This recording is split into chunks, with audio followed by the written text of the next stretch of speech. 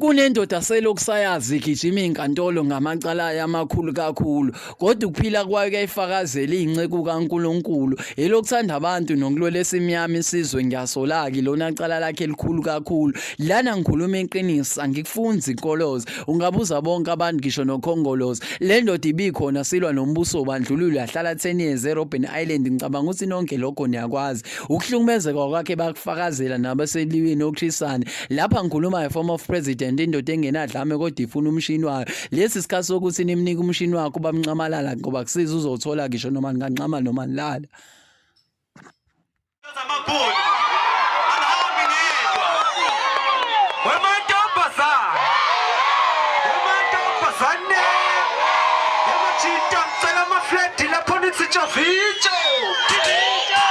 jikijela mkhonto jikijela igama lami uCaptain Masi Black Rose imbalonga kuyibona ebusuku nesuphethe ithoshi injuma sokwazela ukukhuluma emkholozela abafazi bemgqobozela abekela ngenhlebeni simphathele ingoma entsha sha yomkhonto wesizwe